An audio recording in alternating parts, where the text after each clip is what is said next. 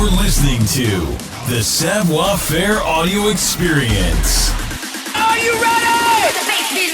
The Savoir Faire experience is your guide to everything that has to do with lifestyle. From dating, rides, style, and entertainment. All brought to you by the editor of Savoir Faire magazine, Robert White. Anything goes on this audio experience. So, let's go. It's still the best. Hello, guys. Welcome to the Savoir Faire audio experience. Thank you for listening to the podcast, checking out the magazine, reading the articles. Really appreciate you. If you're finding us on YouTube, actually, we need you to start subscribing. I didn't want to be one of those people that started begging for subscribers, but I guess the numbers truly do matter over here. So if you're finding us on YouTube, please subscribe. Today is a very cool kind of interview, and I'm really excited to talk to this person. She's been on national television, which is kind of cool, but she's also been a model and an activist and done all kinds of cool stuff. So I'm really excited. Kylie Blakely, what's up? How are you? I'm doing great. How are you? I'm doing good. Where are you based? You're in Florida, right? I am out of Florida. I'm fifth generation Floridian, and I'm based out of Central Florida area. Okay, love it. So what's the weather like in your neighborhood today? Today it's about 75 degrees, which is very, very nice. I came out of Nashville not too long ago, and it was freezing. So it's nice to be back in the Sunshine State. Yeah, I bet you it is. Obviously, I'm based in New York. It's freezing here. If you can do anything about warming it up here, I would really appreciate it. I'll send some sunshine your way. Oh, I love that. Just put it over my house. I don't want to share with anybody. Well, cool, Kylie. Well, I definitely have followed your career for a really long time. I think you and I might have connected in a previous life when you were in the modeling world. And then obviously you ended up on reality TV doing Farmers Wants a Wife, which is a very cool show. I've watched your episode a couple times today just to kind of get some tidbits of information from there. And now you're doing a ton of cool stuff that we're going to kind of hold until the end of our conversation. But so I want to dive into a little bit of your backstory, Kylie. So maybe you could tell me, kind of how you grew up and how life was and just some basics, raw stuff before we jump into all the, business stuff that you've done through your life. Of course. So I'm fifth generation Floridian, and that's something I'm incredibly proud of. Florida is one of those states, kind of like California or even New York, where everybody's a transplant.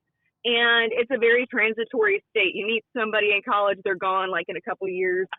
People come down here on vacation. They think that it's all sunshine and rainbows, and they move here. And I love using my platform and my voice to advocate that Florida is a lot more than just Disney and development.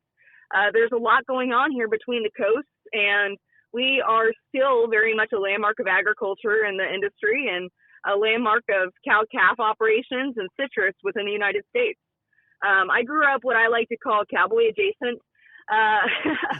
It's kind of like I grew up outside of Orlando, and there was a point in time where other Floridians may recall that there were orange groves in the Orlando area. T.G. Lee actually went to my dad's high school with him.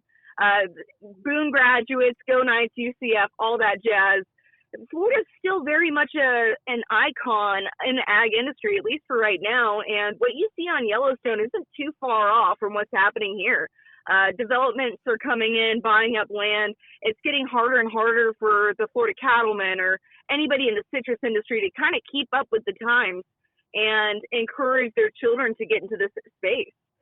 One of the things that I do love about the way that I grew up is I was very much a tomboy. I was always outdoors. I was the only girl in my family for years and years and years.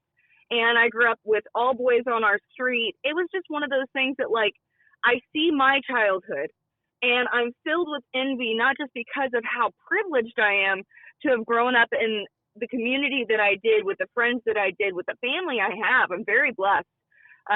But it saddens me to know that I'm not going to be able to raise my future kids this way because developments have come in and this influx of people into my community. My small town is no longer a small town. And I think that that's just the price to pay when it comes to the ag industry and where it's headed and what's going on with the tourism industry in the state of Florida. Wow. Yeah, that's a lot. That's deep. We're going to try to unpack a lot of the things that you just said. So I appreciate you telling me a little bit about, being a fifth generation Floridian is extremely cool. I know you're extremely passionate about agriculture and the things you have going on. If you follow Kylie like I do, then you're going to definitely know that she is a hardcore tomboy. She definitely knows how to wear a dress. I would definitely put that out there. But I mean, you are fishing, hunting. You are deep, deep down in the family tradition, riding horses, rodeoing, doing all kinds of cool stuff.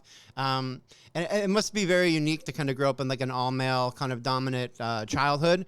But I mean, it definitely fits the tomboy kind of definition for sure. You definitely fit that well. Thank you. I appreciate that. And, I consider it a compliment. I fell into pageants back in 2019. That is actually how I kind of helped pay my way through college. So I'm a good mix of tomboy and girly girl. And the way I see it is growing up the way I did prepared me for a career in a male-dominated industry. Yeah, I think so too. Well, let's dive into some of that stuff. I had questions about a lot of different things that you've kind of gone through, and I definitely want to catch up on what you're doing now. But talk to me a little bit about your modeling life and pageant life. What kind of started that journey? What kind of first, was there a kind of a breaking point when you first broke in? Talk to me a little bit about some of that life. I, again, I'm a very lucky girl is one of the things I like to say. I was very charismatic. I always have been. About age 4, we're at the Florida Mall, and you've heard these stories before where people get scouted in odd places. And I've always been very expressive, even from a young age. And my mom was approached by a talent agent that I stayed with for a long time, all the way up till high school pretty much. And it was one of those things that they approached her. They said, oh my gosh, your child is not just really cute, but she's also expressive and she has a personality. You could find a cute kid on any corner in Florida, especially with Disney. And that's one of the things is at the time in the early 2000s, late 90s, Disney was this pinnacle icon. You had Universal, Islands of Adventure, Disney, SeaWorld. Disney was filming here for certain shows, animating here for certain movies. Universal was actually a headquarters for Nickelodeon at the time. So you would see people getting scouted pretty frequently. So we go through it. I did like a swimming pool ad and a couple other things as a young child. And that's how I got into the industry. And I was very blessed with the agent that I had. It was almost like an extension of my family. I was always looked after. I'm a very lucky girl. And I think it was right after 9/11 happened, the market crashed when it came to tourism and ads and stuff like that. The entire market shifted. So things kind of fell off. And then next thing you know, I'm in middle school and I'm in that awkward phase where all I care about is like books. And I became kind of a recluse. And then back into high school, I got into sports and it kind of started back up again. Makes sense. Yeah, I've heard a lot of stories like the one that you just talked about with, a scout or an agent or somebody trying to find someone at a super young age and just trying to seeing some qualities. I have a little bit of past in the modeling industry and in that world, so I know it's really difficult to find kind of great personalities that also go along with a look. And I mean, you've been in the industry long enough to meet, I'm sure, other models and people in the industry to see the good, bad, and ugly of that world. But it makes complete sense to me that you definitely want to have, like, obviously a great look that's going to draw great attention, but like a great personality and really out kind of going personality. And I like that you're like one of the tough girls to me. I feel like there's a girly girl side that's very kind of sensitive. I think we even saw some of that stuff on Farmer Wants a Wife, but I think that there's like this don't mess with me type of girl too. Like I move hell base for a living. I could easily hit you if I needed to. So there's just this kind of like tough little country girl aesthetic that I like about that too, which is very cool. And I want to talk about a little bit about that kind of Farmer Wants a Wife stuff and dabble a little bit into, obviously that's where most people kind of know you from maybe, is that you were a contestant on the show with season 1, correct? I was on season 1. I was on Landon's farm. Yeah. Yep. Okay. So I watched a little bit of the playbacks today, and I tried to learn a little bit about kind of how the show presented you, and what kind of stuff was kind of happening there. So just a handful of questions. Talk to me like from the basics of the show. How did you get casted for this? And like, talk to me a little bit about the experience. Well, that's funny. Well, I was fresh out of a relationship. It wasn't exactly a great situation. I decided to go away from my normal type and give the nice guy a chance, and it didn't end as expected. So next thing you know, I'm like, well, I guess my picker's just broke. I tried something different, and even that wasn't working out. So next thing you know, this account slid in my DMs and was like, hey, have you ever considered dating a cowboy? Have you ever considered dating a farmer? And you know, growing up ag adjacent, I was always around them, but you hear the horror stories of like, is my cowboy in your DMs type stuff. So I was always told to steer clear. You know, it was just that type of situation, especially coming out of the Florida rodeo area. My hometown rodeo is actually the largest rodeo east of the Mississippi, and I'm incredibly proud of it. So at that point in time, I'm sitting there, and I think I'd had a beer or two, and I was like, you know what? Screw it. Let's let somebody else have a shot at this. Let's let somebody else take a crack at it, because clearly I'm no good at this. So we go through the casting process, and they were incredibly secretive. I didn't even know the name of the show until like I had put two and two together, because I had told my mom everything. My mom's one of my best friends. And she did some research. I'm like, everybody here's Australian. And she's like, I think it's Farmer Wants a Wife. I'm like, no, they told me it was Hometown Stories. It was incredibly secretive. And it was just one of those, like, for a brief period of time there at the beginning, full transparency, I thought I was getting trafficked. And then they had me do a psychological evaluation to make sure I was, like, normal, obviously. And then a blood test and some other stuff. A blood test? Yeah, and a blood test. And they also wanted references. So, you know, I was in a 6-year relationship with my high school sweetheart. My relationship after that was with Army recruiter that lasted 2 years. So I'm always like, I'm the type of girl that dates to marry. Right. I think long term, I don't like hookup culture. I've never downloaded a dating app in my life. I'm not about that, and I'd rather just let things happen naturally. So at that point in time, all this is going on. I'm in the back of my head. I'm like, this is a little odd. They can't even tell me the name of the show. Mm-hmm. But if they're willing to go through all this and then interview my ex's mom, who was so stoked, by the way, she wanted to be a part of the hometown visit.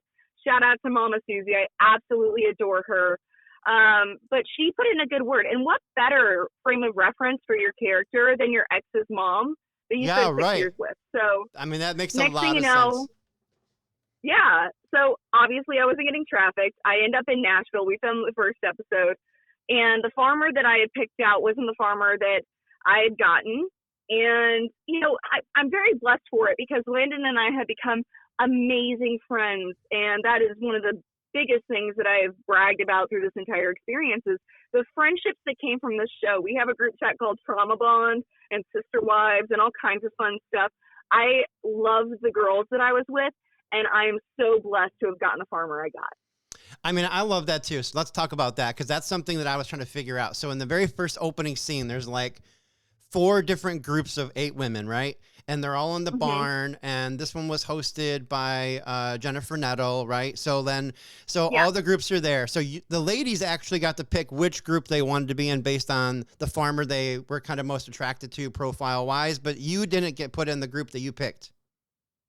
Well, it was kind of like a ranking system, I'm sure everybody listening or anybody that's reading this article remembers playing Hot or Not in high school. And it was kind of like they gave us a list of farmers, and you would rank them on a scale of 1 to 10. And it was almost like a baseball card of like information and then a little video. And it was 2 or 3 rounds of it. So some girls I found out applied to the show. I don't even know how they apply to the show. So I remember going through round 1 of picking through people, and you ranked like 5 to 6 people on a scale of 1 to 10. Then a couple weeks later, they called back, hey, you're still in the interview process. Pick them again on a scale of 1 to 10. And then I almost felt guilty, because I'm like, I don't want to like change up my answers. Like, that's kind of mean. So I gave them the same ratings. And then the third round, 2 of the farmers had disappeared. We never knew their names. It was just farmer A, B, C, D, E. And I was like, whoa. Where's Auburn guy? Because like War Eagle, obviously. Mm-hmm. And I'm sitting there and I'm like, okay, we've got a new guy. He, from his baseball card of information, he's tall. I'm tall. He does cows. I'm from Osceola County. And he's kind of what I would typically go for, but not really, in like a way that he's got pretty eyes. And that's one of my Achilles heels. I love a guy with pretty eyes. So I add him to like my top 5. I get there to the show, and Farmer A walks out. At this point in time, I still do not know their names, but some of the girls do. I do not know how. So when you see me in the first episode where they introduced me to Landon, that's why I said, hey, cowboy, because they told me about 5 minutes before going on his name, and I'm a horrible person when it comes to names. So I panicked and I said, hey, cowboy. So that's episode 1. Okay, cool. Well, that's, I mean, it's, yeah, I have some more questions. So I'm going to keep you on this rabbit hole for a moment, because when I was watching it, it was just kind of silly. And I'm kind of going through and like watching your character's perspective and things like that. So I want to just ask little tidbits here, and we'll kind of dive through like 2 or 3 questions about the show. So did you ever get an opportunity to sit and like literally talk to Jennifer Nettle? Yes. I got yelled at for it. You got yelled at for it. Good for you. I did. So she was around, and she would do like little interviews. Obviously, we're mic'd the entire time. And one of my first concerts growing up was a Sugarland concert at SeaWorld. Yeah, me too. So I remember sitting there, and I'm like, oh my God, it's Sugarland. That just walked out because nobody told us who the host was. And I brought my cowboy hat. It was my straw because like at the time it was like transitioning into fall, but I didn't want to bring one hat, so I figured like a straw would go with most things. And it was signed by a couple music artists and a couple other people. So I'm like, I'm going to get Sugarland to sign my hat. So she comes around, and I think it was the Demolition Derby episode. We all get a chance to talk to her and tell her how it's going. We all express like what we like, what we don't like, what our concerns are. And towards the end, where you see, I think we all remember the Super Bowl commercial of like me dancing in a pink dress, and I think it also was one of the clips that made it to the Times Square billboards. But it was me at the last episode I was in. I love dancing. That's one of my favorite things to do. My parents actually met swing dancing, Cowboys in Orlando. So I'm sitting there and I'm like, I'm having a real problem with the fact that Landon's not letting anybody go and other people are getting let go. Like, we've only got maybe 4 episodes left of this, and this isn't Sister Wives. And then that's the episode that Landon made a joke about, well, why don't we just pack all this up and move to Utah? And I think it's because he didn't want to hurt anybody's feelings and cut anybody loose because he liked all of us. Mm-hmm. And you could see my face in that episode where I'm like, wait a minute. Yeah, I don't want to be one of 5. Exactly. I don't share well. So Jennifer pulled me aside. We talked about that at the Demolition Derby episode, and then the following episode was back at the ranch where he made the Sister Wives comment, which is why we have the group chat named Sister Wives. Awesome. And then the following one is the one where I had already talked to him. I'm like, listen, I would like to make it to hometowns. I really like this situation. However, should you send me home at any point in time, here's what I do. Here's what I enjoy doing. Here's what I feel like we should make this about, because I would like to use my voice and my platform to advocate for, at the time it was the Burn Pits bill, so HR 3967. I encourage everybody to look into it. I'm an advocate for Leroy and Rosie Torres and Burn Pits 360. I absolutely love their organization and what they've done for veterans that are experiencing cancers and pulmonary diseases. All of that conversation got cut from the date. So people were asking, they're like, well, why is Kylie here if she does all this stuff? Like, she's not cut out to be a farmer's wife because she's always gone. Mm-hmm. Well, I work remote. I maybe go out for a meeting one week out of the month, and that's it. I work remote for the most part. And I enjoy it too, because I am a big pajama girly. So a lot of that got cut. But overall, the experience, I had a great time. That's cool. And I had a great relationship with Landon. I was going to ask you about that, because Instagram, you definitely are the girly girl on Instagram. You love to show like hunting, fishing, kind of the army boots and all the good stuff that you're doing to have fun. Kind of, and I know that Instagram really is like a highlight reel for most people. And then I watched the episodes and I was like, okay, episode 7 is where you know, they cut Kylie, and he was like, oh, like that was a really cool line. I even wrote it down, picking the wings off a butterfly. And I thought that was super cool.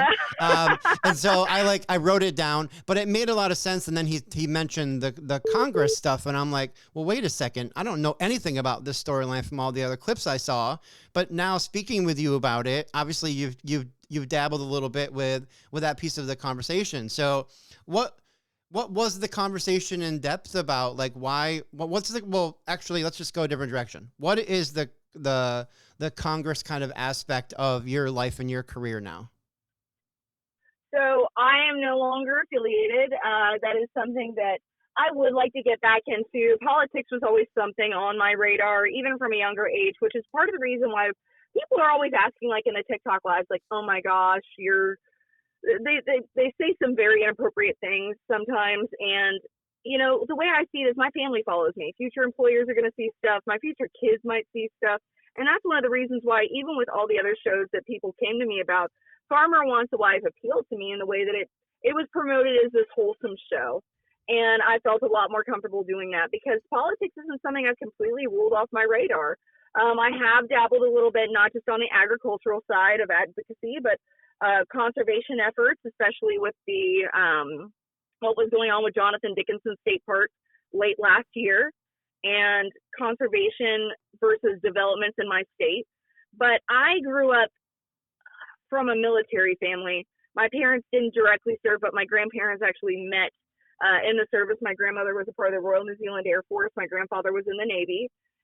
Most of my dad's side of the family has Army and Marine Corps ties and Navy ties. That was always something I wanted to do. I felt like I had a higher calling. I wanted to serve. I wanted to give back to my community, and I wasn't able to do so. I was medically disqualified while trying to join the Navy. I went into the Army recruiting office where I met my now ex, and I was begging at that point. I'm like, listen, I just broke up with my high school sweetheart. We were together for 6 years. I knew that it wasn't going anywhere.